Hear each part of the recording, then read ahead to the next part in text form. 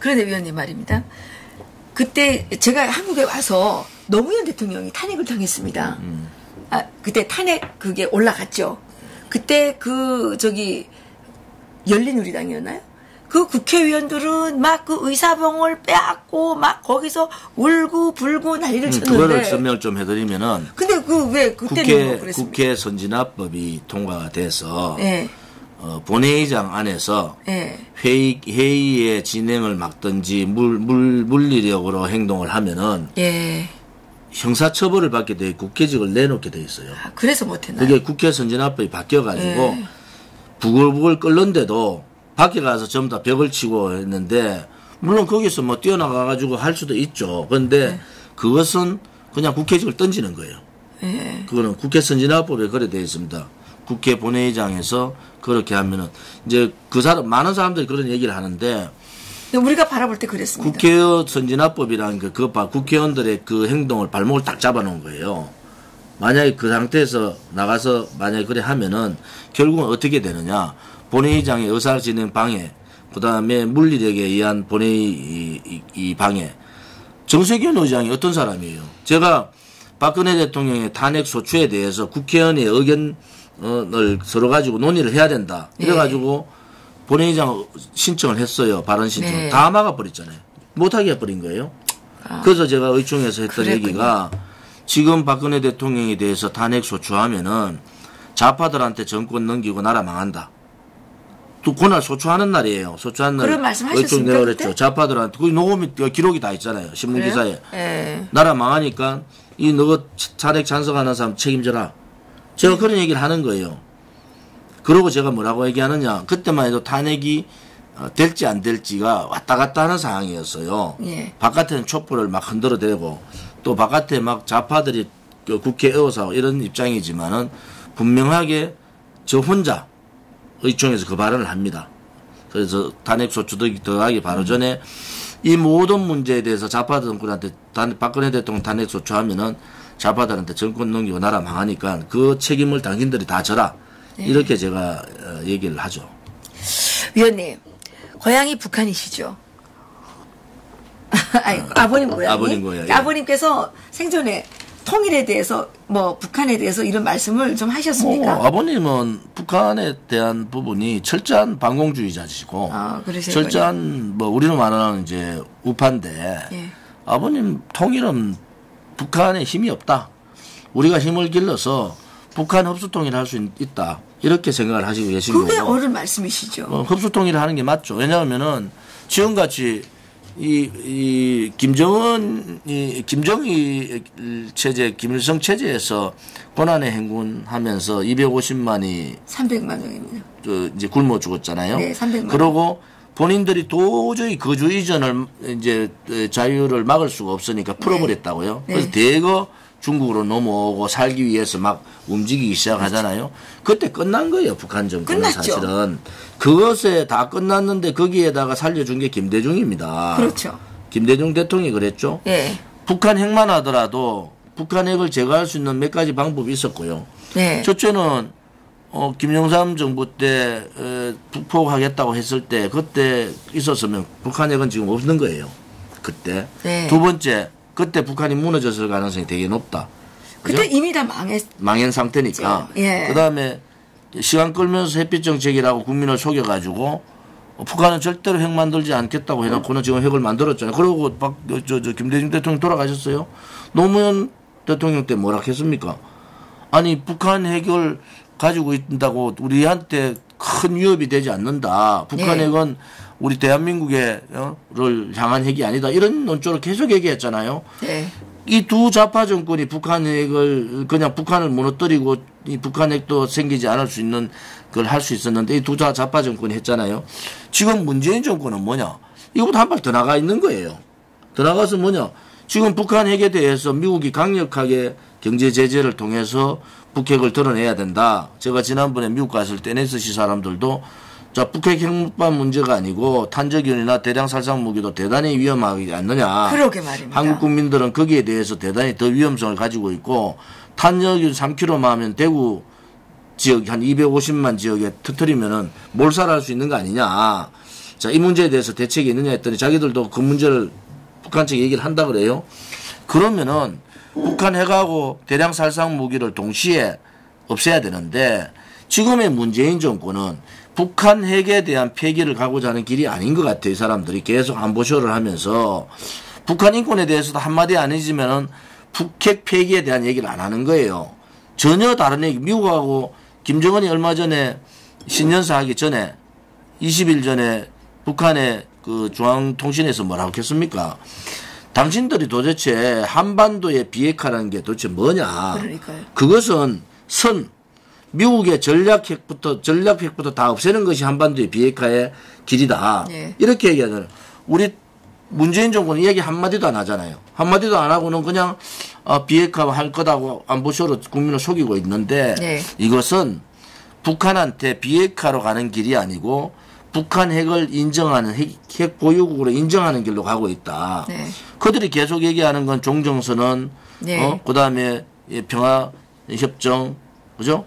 그러고 뭐 주한미군 철수, 네. 지금 주한미군 철수 문제 슬슬 이제 들고 나오고 있지 않습니까?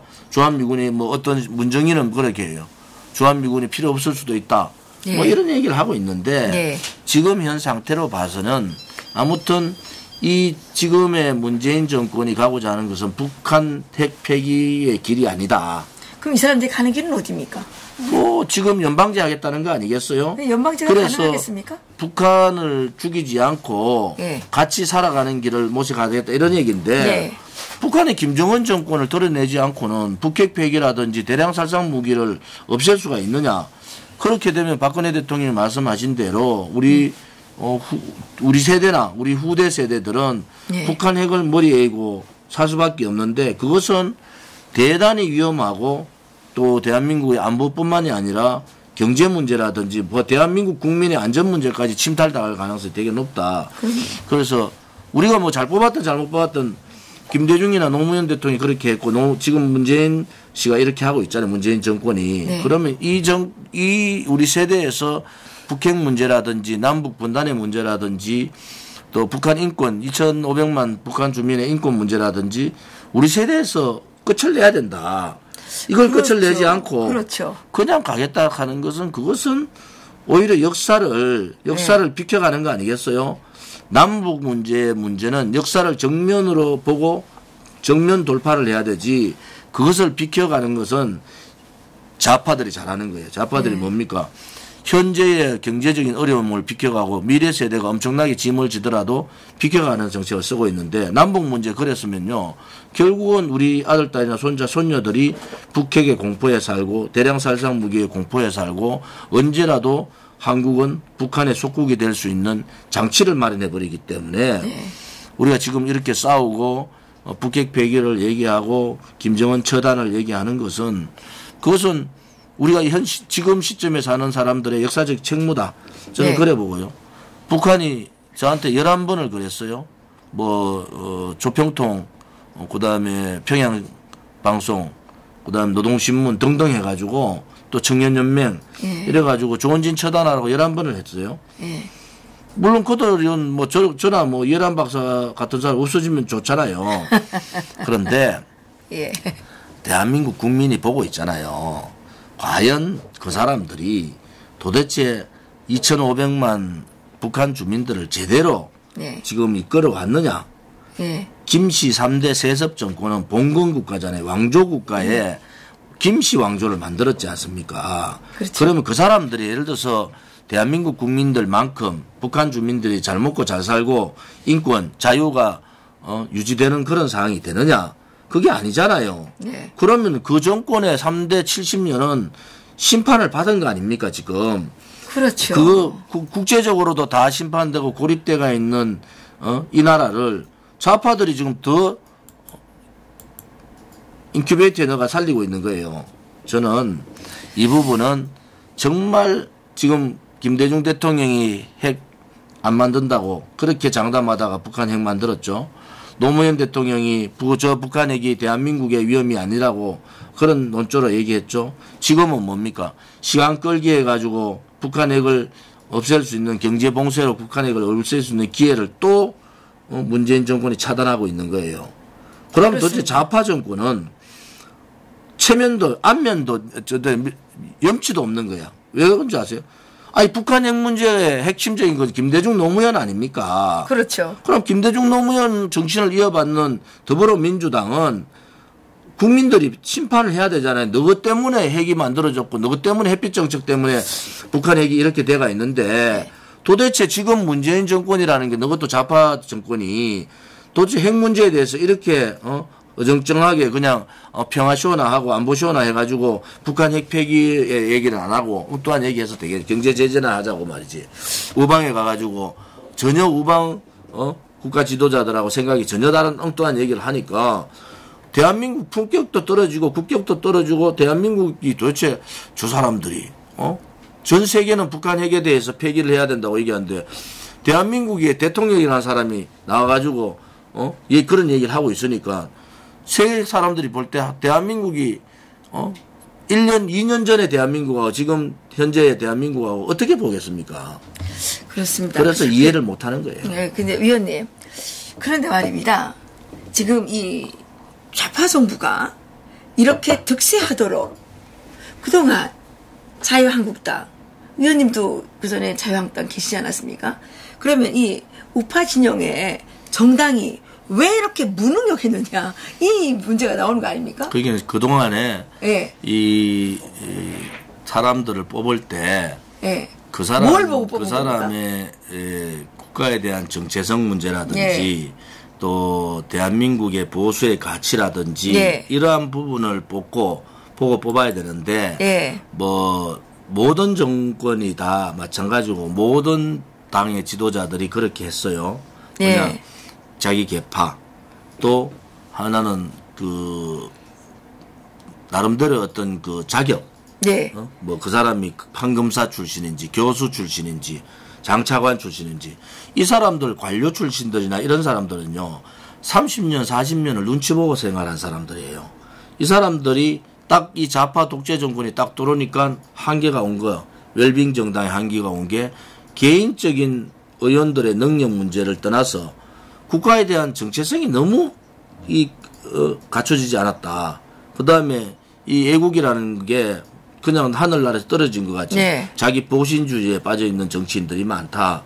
그래서 이번에 제가 자유한국당 스스로는 인적개혁 그 다음에 변화 혁신을 하기 힘들다고 봐요. 그런데 위원님. 그래서 이것을 하려면은 아무튼 지금 현재 있는 정확한 지적을 해주신 거예요. 이 박사께서. 지금 현재 있는 자유한국당의 사람을 80% 이상은 바꿔야 된다. 국회의원을. 국회의원을. 그래서 그분들이 제가 세 가지 조건을 얘기했어요. 첫째는 다음 21대의 국회에 들어가서 우파 정당의 중심에서 다음 정권을 찾아오기 위해서는 첫째 이 대한민국의 정체성 보수의 가치에 대해서 확실한 신념이 있는 사람이라야 된다. 그렇죠. 그건 당연한 거죠. 두 번째는 이제는 말로 떠들 시대가 끝났다. 왜? 좌파가 독재 시대로 들어갔기 때문에 좌파 독재라는 게 언론 방송까지 장악했잖아요. 그렇죠. 지금 포털 장악도 지금 들어간 거예요. 그렇죠. 지금은 오히려 대법원장까지 감옥 넣고 이제 사법부 장악을 하겠다는 거고 지금 선거관리위원회 상임위원을 자기 특보했던 사람을 상임위원회에 올렸어요. 그러면은 자 이런 독재 정권하고 싸울 수 있는 사람은 어떤 사람이에요? 투쟁할 줄 알아야 된단 말이에요. 그냥 말로 떠드는 게 아니고 행동하고 투쟁할 수 있는 사람이 필요하다. 세 번째는 제발 이제 보수 우파에서 이 좀 돈 문제 가지고 문제 안 되는 사람들 좀 뽑아라. 청렴하고 깨끗하고 좀 젊은 사람들로 좀 물갈이를 좀 해라. 그런데 자유한국당은 어제 제가 대구 경북 대구 경북 재경 신년회에 갔어요. 자유한국당 신년회 갔습니다. 아니 재경 서울에 사는 대구 경북 사람들 신년회에 갔는데 거기 이제 뭐 대구시장도 오고 경북지사도 오고 각 향후의 회장들도 오고 했는데 아니 보니까 김병준 위원장이 나와서 하는 말이 그래요. 아니 자기 인적 쇄신 안 했다고 스스로 고백해. 그러고 무슨 가치를 만들어서 뭐 했던. 내가 그래서 속으로 이래서 아니 도대체 가치가 뭐야? 지금 자유한국당이나 그전에 새누리당이나 가치나 정강이나 정책이나 그런 가치가 없어서 지금 그렇게 안 한 게 아니다. 그 가치는 박근혜 정부 때 다 만들어 놨어요. 그런데 저렇게 배신자들이 자기의 이익을 위하고 내각제를 위해 가지고 저렇게 배신할 줄은 몰랐던 겁니다. 그래서 그것은 인적 쇄신이 최우선에 가야 되는데 그렇죠. 인적 쇄신을 안 하고 가치를 했다. 그 가치라는 게 뭐예요? 지금까지 다 소위 말하는 보수 정당에서 만들어 놨던 가치를 가지고 그렇게 얘기를 해서 내가 야, 저 사람 진짜 웃기는 사람이다. 국민들은 지금 자유한국당의 인적을 80% 이상 다 바꿔라. 도저히 넣어가지고는 못한다. 인적 쇄신이 제일 첫 번째 요구를 하고 있는데 비대위원장이라는 사람이 공식적인 자리에서 그런 얘기를 하길래 저는 자유한국당이 안 되는 이유가 있구나. 비대위원장이라고 임명진 목사 같은 분, 정체성이 왔다 갔다 하는 임명진 목사 같은 분, 또 김병준 씨 같은 사람, 이 사람들이 정체성이 뭐예요 도대체? 노무현 정신을 얘기했던 사람들이. 아니 근데 위원님, 그 임명진 목사님을 모셔올 때 위원님도 그 당에 계시지 않았습니까? 저는 반대했죠. 반대했는데 모셔온 겁니다. 당연히 반대했죠. 네, 그런데 저는 안 된다고 끝까지 반대했던 사람이고. 근데 위원님 조금 제가 이제 말씀이 지금 질문이 많은데 위원님께서 말씀을 너무 잘하시기 때문에 제가 질문을 할 틈이 없어요. 질문을 좀 해야 되는데 질문을 할 틈이 없어요. 그런데 위원님 지금은 아까 말씀은 결론을 내주면 이런 거예요. 이제 보수파를 자처하는 이 의원들, 특히 국회의원들은 아무튼 국가에 대한 충성심, 정체성에 대한 신념, 그다음에 투쟁력. 아니 지금 야당인데 저 악독한 좌파 정권하고 싸워야 되잖아요. 좌파 통치. 그러면 투쟁력이 있어야 돼요. 그렇죠. 그냥 말로 뜯을 시대가 지났다니까. 그다음에 깨끗하고 젊은 사람들을 대거 당으로 새로운 보수 우파 정당으로 모시고 와서 그 사람들이 제대로 된 보수파 정당을 만들어 보자. 그것이 아까 질문했던 내용에 답을 드리는 겁니다. 네. 위원님께서 뭐 1시간 갖고는 이게 모자라는 것 같은데요. 위원님.